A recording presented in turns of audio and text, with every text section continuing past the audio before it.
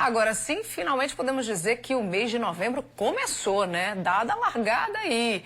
E nós abrimos a edição de hoje falando sobre Enem. Ontem tivemos aí o primeiro dia de provas. E esse primeiro dia foi marcado por quase 26% de abstenção aqui na Paraíba. E o personagem muito conhecido aqui do nosso estado, do nosso famoso pôr do sol, foi tema de uma questão. A primeira etapa já foi vencida. Agora é aguardar pela última e decisiva prova. Mas Arthur já se sente assim. É uma sensação de alívio, de dever cumprido. O Enem realmente é uma prova que desgasta muita gente durante o ano. É muito tempo de cabine, estudando, se dedicando durante meses. Mas passado esse primeiro dia, a gente sente que está acabando e que a gente vai ser recompensado por toda essa dedicação durante o ano. Então, é alívio, mas mistura também de que ainda tem essa outra responsabilidade, que é próximo domingo. Pelo alívio, sinal de que foi bem nas 90 questões de linguagens e ciências humanas. Humanas realmente veio um pouco mais interpretativa e linguagem realmente, como já disse, veio bastante extensa.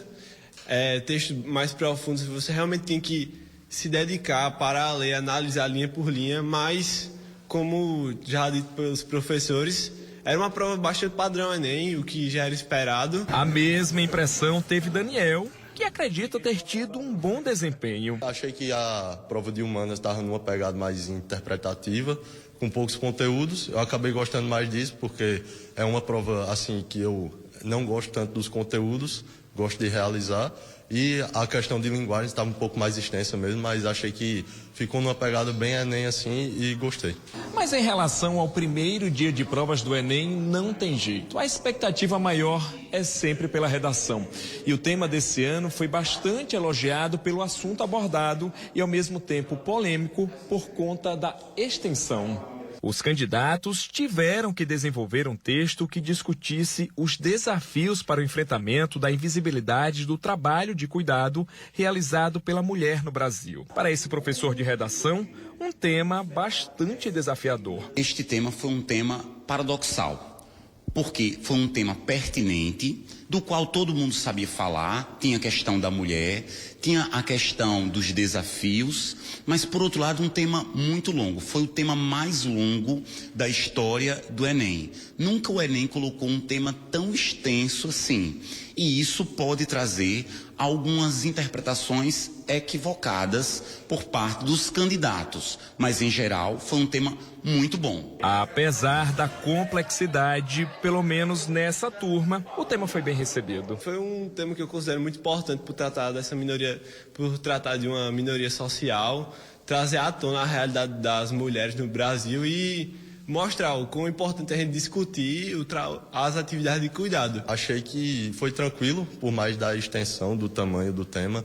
Achei que foi tranquilo de falar e achei que foi bom falar sobre esses trabalhos domésticos que a gente nunca fala assim no dia a dia. Além da redação, o que também repercutiu no primeiro dia de provas aqui no estado foi uma questão que abordou o pôr do sol da Praia do Jacaré, na cidade de Cabedelo, e as apresentações de Jurandir do Sax. O enunciado fez referência ao repertório eclético do artista paraibano ao citar canções executadas por ele, como o Bolero, de Maurício Ravel, Asa Branca, de Luiz Gonzaga e Meu Sublime Torrão, de Genival Macedo. Para o músico, consagrado por encher de encanto o espetáculo da natureza com inseparável instrumento, o quesito veio como um reconhecimento a um trabalho de mais de 2 décadas. Para mim foi uma surpresa, né?